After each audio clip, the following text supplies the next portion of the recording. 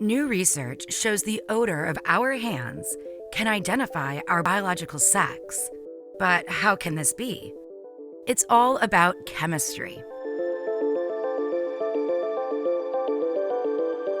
Smell. It's one of the most ancient of our senses. We smell inside our mother's womb, even before we are born. Without our olfactory sense, our food and drink lacks taste. It's also true that what we smell like can be a key biomarker. Similar to our pulse, blood pressure, or blood chemistry, our scent can provide clues to our identity, our health, even whether or not we've committed a crime.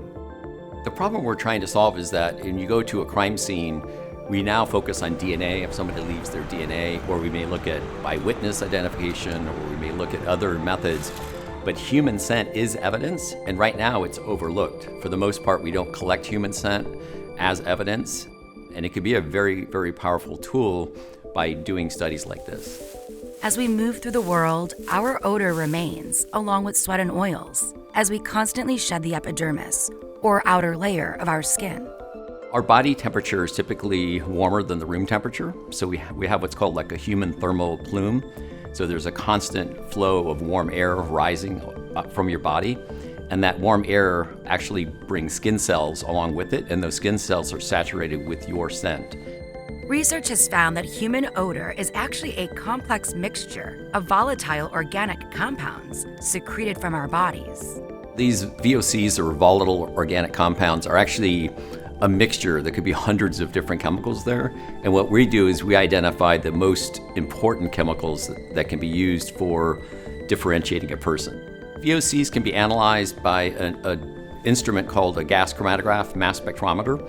So we take and sample the object, put it into this GC mass spec, as we call it, and we can identify exactly what the chemicals are and the amount of each chemical. This research is revealing a hidden world of odor signatures that follow us wherever we go. Exactly where these VOCs come from, we're still studying, but there's a combination that's part of your biochemistry. Even identical twins produce different scents that can be differentiated. And what happens is the odor comes out through usually the glands, like your sweat glands and apocrine glands. And there's actually a unique microbial flora or bacteria on your body, and that actually interacts with the VOCs and creates another unique characteristic. But a lot of this is still being studied. We don't know exactly where the VOCs are coming from.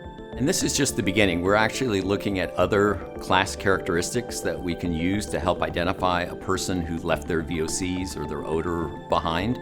And we're trying to develop better techniques, both the instrument as well as the analysis, to improve the accuracy of these methods.